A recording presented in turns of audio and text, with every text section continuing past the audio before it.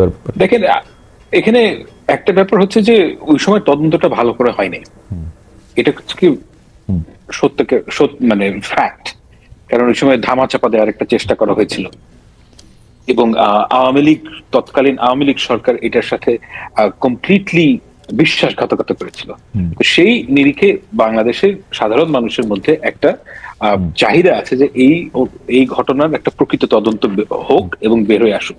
এবং আমি তার সাথে সেই যে আকাঙ্ক্ষা, সেই আকাঙ্ক্ষার সাথে সম্পূর্ণ একমত যে কারণ আপনাকে বুঝতে হবে যেখানে অনেকগুলো পরিবারের বিশাল ত্যাগ রয়েছে এবং তারা এগ্রিভড এবং তাদের যে বিচার পাওয়ার আকাঙ্ক্ষা, এটা খুব স্বাভাবিক এবং সেই বিচার পাওয়ার আকাঙ্ক্ষাটাকে আমাদের সম্মান করা উচিত। এবং সেই সম্মানের আঙ্গিকে আমি বলতে চাই যে এই বিচার পুরো তদন্ত হওয়া উচিত, এতে কোনো সন্দেহ নাই।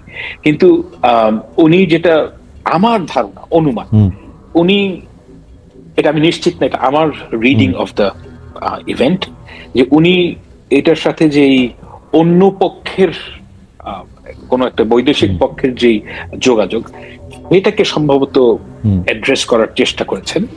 সেই জায়গাটায় উনি নাকচ করে দিয়েছেন বলে আমার অনুমান। আমি তার মন জানি না, তো সেটা যদি হয়ে থাকে সেটা ভিন্ন আলাপ। কিন্তু আমি সম্পূর্ণ, যারা শহীদ পরিবার তাদের সাথে সম্পূর্ণ একমত যে এই ঘটনার তদন্ত হওয়া উচিত। আপনাকে ধন্যবাদ ফাহাম আব্দুল সালাম। আমি আপনার কাছ থেকে জানতে চাইবো যে সেনাপ্রধান একটি প্রসঙ্গে বলেছেন, আমি একটু প্যারাফ্রেজ করি জিনিসটাকে, যে র্যাব, ডিজিএফআই, এনএসআই এরা প্যানিকড অবস্থায় আছে, পুলিশের ব্যর্থতার কারণও তিনি আসলে বলতে চেয়েছেন। 30,000 সেনা সদস্য দিয়ে যারা ক্যান্টনমেন্টে 30,000 যাবে আসবে, তাদের দিয়ে আসলে এটা করা সম্ভব না। আমরা যা করছি সেগুলো আমাদের উচ্ছৃঙ্খলতা এবং আমরা পরস্পর এটার মধ্যে করছি, এরকম কিছু বলেছেন। আমি যেহেতু একদম পুরোপুরি উদ্ধৃত করছি না, সেটা নিয়ে আপনার একটু মন্তব্য শুনতে চাই। কথাটা তো সত্যই, মানে ব্যাপারটা হচ্ছে যে আমরা একটা এক্সট্রাঅর্ডিনারি ফেজে আছি এবং এই এক্সট্রাঅর্ডিনারি ফেজে থাকার কারণে কিন্তু মিলিটারির একটা যে ক্যাপাসিটি, সেটা ভীষণভাবে হ্যাম্পার্ড হয়েছে। এটা কোনোভাবেই মানে অস্বীকার করার উপায় নেই, কারণ মিলিটারির কাজ তো রাস্তায় না, এবং এই কাজটা করছেন তারা, এবং এটা একটা লিমিট আছে, একটা জায়গায় গিয়ে থামতে হবে। আমি সেটা বলি যে আমাদেরকে নর্মালসিতে ফেরত আসতে হবে। আমাদের যে পুলিশিং, এটা একেবারে ডিপ্লিটেড, পুলিশিং এর কোনো ক্ষমতাই নেই। সেই অবস্থা থেকে আমাদের উন্নতি হয়েছে, কিন্তু ল অ্যান্ড অর্ডার অবস্থা খুবই বাজে। তো এই জন্য একটা প্রিভেইলিং আইডিয়া হচ্ছে কি যে একটা যদি পলিটিক্যাল গভর্নমেন্ট আসে, তখন তাদের পক্ষে এই কাজগুলো করা সহজতর হবে। এবং অর্থাৎ মূলত স্টেবিলিটির দিকে আমাদের দেশ নর্মালসিতে ফেরত যেতে হবে। এবং সেই কারণ থেকে ওয়াকার সাহেব এই কথাগুলো বলছেন, এবং এটা তো সত্য কথা যে মিলিটারির ভেতরে যে এতদিন ধরে যদি আপনি এনগেজ করে রাখেন রাস্তাঘাটে, এবং ল অ্যান্ড অর্ডার অবস্থা ভালো না, so if you think about it, যে এই কাজগুলো তো আসলে পুলিশের কাজ, এবং পুলিশকে যদি পাওয়ারফুল করতে হয়, পুলিশ ডিপ্লিটেড ফোর্স, এটাকে আপনার লোকবল বাড়াতে হবে, নর্মালসিতে ফেরত যেতে হবে, এবং ওই গোলের দিকে যাওয়ার যে তার ইচ্ছা, আমার কাছে মনে হচ্ছে দ্যাট ইজ পারফেক্ট। এবং এটাই একজন অ্যাডাল্ট হিসেবে, একজন রেসপন্সিবল মানুষ হিসেবে তিনি যা বলেছেন, যেটা আমার কাছে তাই মনে হচ্ছে। ফাহাম, এখানে দুইটা প্রশ্ন। এক হচ্ছে যে আপনি কি পরে নিশ্চয়ই আরো আমরা বিস্তার করতে পারবো, যে আপনি কি এটা বলতে পারবেন যে কেন যেই কাজ পলিটিক্যাল গভর্নমেন্ট পারবে সেইটা নন পলিটিক্যাল গভর্নমেন্ট কেন পারবে না, যদি এটা আইন শৃঙ্খলার ব্যাপার হয়? এক, আর এইটা আগে একটু জি। It's a fantastic question. মানে বাংলাদেশের সরকার, বাংলাদেশ এমন একটা রাষ্ট্র যেটা ডিজাইনড ফর পলিটিক্যাল গভর্নমেন্ট, এবং এটা একটা নন পলিটিক্যাল গভর্নমেন্টকে এই দেশ গভর্ন করা সম্ভব না। কেননা আমি একটা ছোট্ট করে একটা উদাহরণ দিই, যেটা হচ্ছে কি আমাদের এই অন্তর্বর্তীকালীন সরকারের চাইতে অনেক বেশি পাওয়ারফুল এবং এইবল গভর্নমেন্ট ছিল 2007 সালের তত্ত্বাবধায়ক সরকার। 2007-8 সালে ওই সময় একটা তারা কমপ্লিটলি, এখন তো কোনো সরকারই ছিল না 5ই আগস্টে, তারা একটা ফাংশনাল গভর্নমেন্ট পেয়েছিল। এন্ড ইয়েট আপনি চিন্তা করে দেখেন যে তাদের যে সরকারের লাস্টিং লেগেসি, একমাত্র লাস্টিং লেগেসি হচ্ছে কি ভোটার আইডি কার্ড। কারণ আমাদের দেশের যেহেতু সরকারের মধ্যে ক্লায়েন্ট পেড, আচ্ছা সরকার বলছি, ভুল বললাম, এই দেশের মধ্যে সর্বক্ষেত্রে ক্লায়েন্ট পেট্রন বেসড একটা রিলেশনশিপ তৈরি হয়। এখন বর্তমান সরকারের যেটা সবচেয়ে বড় সমস্যা, সেটা হচ্ছে কি তারা যদি বিউরোক্রেসি চালাতে যান, তাদের কাছে ক্যারট নাই, স্টিকও নাই। স্টিক 5ই আগস্টে ছিল সেটার ব্যবহার করেননি। এখন এই যে ক্যারেট, সবাই জানেন যে এই সরকার অল্প সময়ের জন্য আছেন এবং এরপরে কি হবে তারা জানেন যে অন্য একটা সরকার আসবে, সুতরাং we must serve to that government. Okay, ওই ক্যারেক্টারিস্টিকের এইটার প্রসঙ্গে আসবো। আমি একটু দ্বিতীয় প্রসঙ্গটা একটু বলে আসি, কারণ আমার কাছে মনে হয় যে আমি প্রশ্নটা করে রাখি আপনার কাছে কি মনে হয় না যে বিএনপি যেহেতু একটা ছায়া সরকার চালাচ্ছে বা অনেকটা বড় দল হিসাবে তারা প্রায় ক্ষমতায় এসেই পড়েছে, সেই জন্য এই ক্যারেক্টারিস্টিকের ওইটা আসলে কাজও করতেছে না? এটা আপনি পরে উত্তর দিয়ে আগে আপনি আমার বলেন, সেনাবাহিনী যে 6 মাস ধরে ম্যাজিস্ট্রেসি নিয়ে বসে রয়েছে, সেনাবাহিনী এই দায়টা কেন আগে স্বীকার করতেছে না? সেনাবাহিনীর কাছে ম্যাজিস্ট্রেসি থাকলে তো পুলিশ বা সিভিল ফোর্স তো আসলে কাজ করতে পারে না বা প্রপারলি কাজ করতে পারে না, কারণ এখানে 2-3টা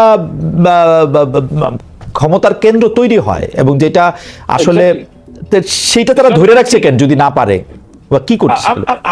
মানে আই ডোন্ট থিংক যে তারা ম্যাজিস্ট্রেসি পাওয়ার থাকলে ওইটা ইউটিলাইজ করতে পারে। মানে ম্যাজিস্ট্রেসি পাওয়ার যখন দেওয়া হয় এটা একটা ভেরি শর্ট স্প্যান, ওই ইলেকশনের আগে ওই ধরনের সময় এটা এফেক্টিভলি ইউজ করা যায়। আই ডোন্ট থিংক যে আপনি এত লম্বা সময় ধরে, তাদের কাছে কোনো ইন্টেলিজেন্স নাই, আপনি তো এটা দেওয়া হচ্ছে। মানে you and I both know যে আমরা একটা এক্সট্রাঅর্ডিনারি টাইমের মধ্যে আছি এবং এই টাইমের মধ্যে আমরা অনেক ধরনের জিনিস ট্রাই করছি যদি কোনোটা লেগে যায়। কিন্তু এই সেনাবাহিনীকে ম্যাজিস্ট্রেসি পাওয়ার দেওয়া এই একটা দেশের জন্য দিস ইজ মানে এটা কোনো লাস্টিং সলিউশন না। ওকে, আমি আবার একটু ফাহাম আপনার কাছে আসি। যে ফাহাম, আমি বিএনপির কথা বলতেছিলাম যে এখন যে আসলে সরকার থেকে আসলে কাজ করতে অনেকে পারতেছে না, কারণ আসলে কে ক্ষমতা আসবে না আসবে, সেইটা কি বিএনপি এরকম একটা ভাইব দিচ্ছে যে তোমরা ইউনূস সরকারের সাথে মোটামুটি ভাবে কাজ চালায় যাও, আমরা আসলে ঝাঁপাই পড়ে কাজ করো বিকজ তোমরা আমাদের লোক এবং আমরাই আসতেছি ক্ষমতায়? না, ইটস নাথিং লাইক দ্যাট। মানে ব্যাপারটা হচ্ছে যে বাংলাদেশের মানুষের একটা নিজস্ব আন্ডারস্ট্যান্ডিং আছে সকল অর্গানাইজেশনের ভেতরে। এখন আমি যখন সত্যি কথা বলি, আমি প্রথম তো চাই 15ই আগস্ট। 15ই আগস্ট থেকে আমি ভাবছিলাম যে বাংলাদেশে তো বিএনপির উপর থেকে গত এই 15 বছর যে স্টিম রোলার গেছে এর লোক খুঁজেই পাওয়া যাবে না। আমি গিয়ে দেখলাম উল্টা জিনিস, মানে সবাই মানে ওভারনাইট সবাই বিএনপি হয়ে গেছে। এখন এটা তো বিএনপি কে বলে নাই কাউকে গিয়ে, কিন্তু ব্যাপারটা হচ্ছে যে বাংলাদেশের মানুষ উঠতি সুরজকে পূজা করে, যখনই যেখান থেকে সুযোগ পায় তখন সে সবাই কেবলা চেঞ্জ করে ফেলে খুব তাড়াতাড়ি। তো ওই ঘটনাটা ঘটেছে। এখন তারা নিজেদের মধ্যে, আমার কাছে মনে হয় না যে BNP has got a very মানে clear path to power, it has to win the vote of Bangladeshi people, এবং সেই ঘটনাটা বিএনপিকে নিজেই করতে হবে। কিন্তু এই ঘটনা ঘটার আগেই একটা ইনস্টিটিউশনের সবাই যদি মনে করে যে আমরা বিএনপি হয়ে যাব, এটার তো আসলে দায়ভার বিএনপির না। এবং আই ডোন্ট থিঙ্ক যে বিএনপির হিউজ প্রেশার আছে, 2-1টা ইস্যুতে আছে প্রেশার গভর্নমেন্টের উপর, কিন্তু ডে টু ডে রানিং এর ব্যাপারে নো, আই ডোন্ট থিঙ্ক বিএনপির খুব একটা লেভারেজ আছে গভর্নমেন্ট। আমি জানি না, মানে আমি কিছুদিন আমার কিছু বন্ধু আসলে সরকারের কর্মকর্তা পর্যায়ে আছে বলে তারা কিন্তু আমাকে একটা উল্টো ধারণা দিয়েছেন যে ফার্ম, যে আসলে সরকারের কোন কি পজিশনে কে বসতেছেন সেটা অনেকটাই বিএনপির কথা মাথায় রেখেই সেটা বসানো হইতেছে। যাই হোক, সেটা আরেক প্রসঙ্গ, কারণ এটা আমি এইটার মধ্যে একটু বুঝতে চাই যে মানে স্যার যেরকম বললো যে ইভেন ভারতের বন্ধুত্ব একটা নির্দিষ্ট পলিটিক্যাল পার্টির জন্য আসলে মানে ওদেরকে বলে দেওয়া যায় না আমরা তোমার বন্ধুত্ব চাই না, আপনিও কি তাই মনে করেন কিনা বিশ্লেষক হিসাবে? না, আমার কাছে মনে হচ্ছে, দেখেন একটা কথা আপনাকে বলি, যেই দল কখনই ক্ষমতায় আসবে না আর যেই দল অ্যাকচুয়ালি ক্ষমতায় আসবে বলে মনে করে, এই দুইজনের স্ট্র্যাটেজি, এই দুজনের মধ্যে দুইজনের যে ন্যারেটিভ কখনোই এক হবে না। যেমন আপনি যদি সিপিবি করেন কিংবা আপনি যদি একটা হিজবুত তাহরির করেন, সাপোজ আমি জাস্ট কথার কথা বলছি, যে এরকম আপনারা যদি আপনি জানেন যে আপনি ভোট করে সরকার গঠন করতে পারবেন, তখন আপনি অনেক আজব আজব কথা বলতে পারবেন যে ভারতের সাথে হ্যান করবো ত্যান করবো।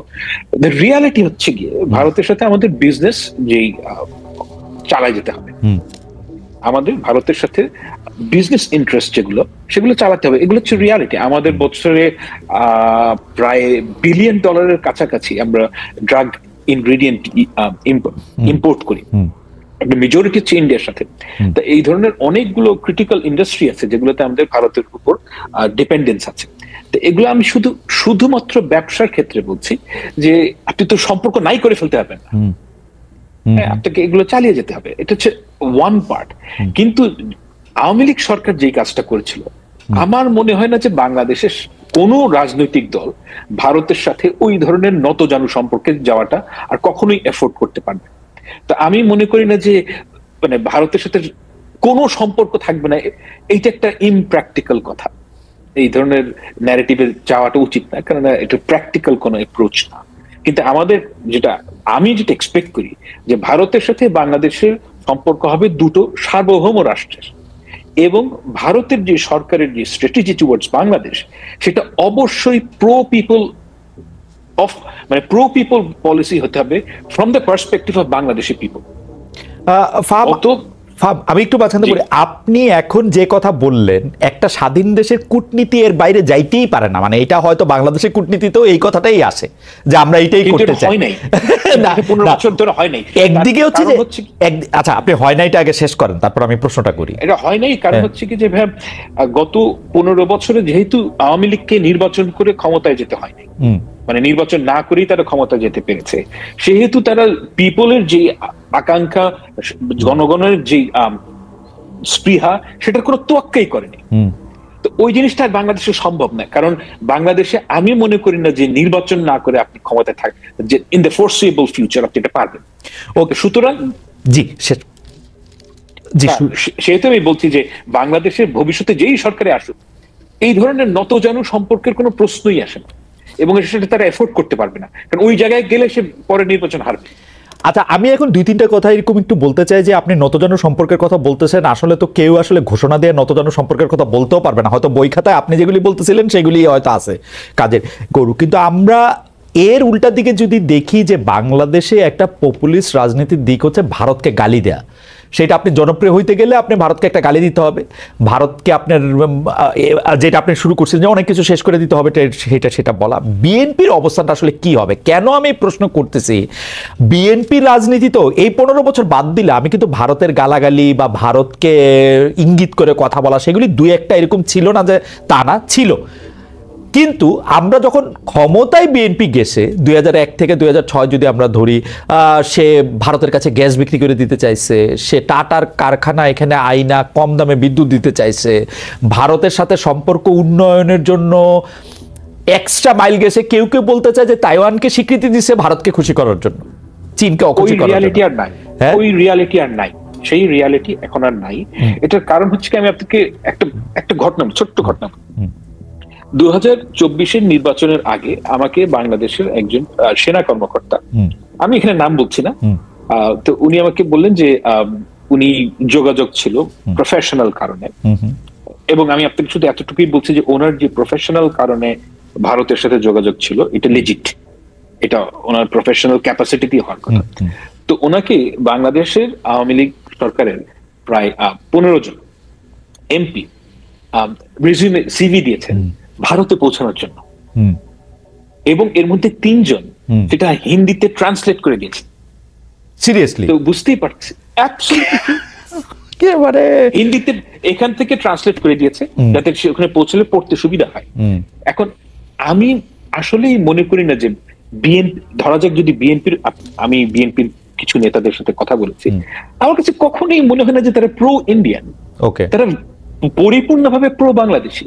কিন্তু তার মানে এই না যে আপনি ভেঙে ফেলবো, মানে আপনাকে রিয়েলিস্টিক হতে হবে। তো আচ্ছা, কথাটা যখন উঠলোই আমার কাছে কিন্তু সবসময়, মানে আমি এইটা আওয়ামী লীগের সময়ও আওয়ামী লীগের লোকজনরে, বিএনপির লোকজনরে সবসময় আমি এটা বলছি যে ভারত হয়তো আওয়ামী লীগের সাপোর্ট করে, কিন্তু ভারতের এই জুজুর ভয়টা বোধহয় আওয়ামী লীগে বেশি দেখায়, এটাকে একটা জুজু করে ওরা হয়তো এটা দেখায়। তাইলে এটা সত্যি, মানে ভারতে সিভি পাঠাইতে হইতো হিন্দিতে ট্রান্সলেশন কইরা?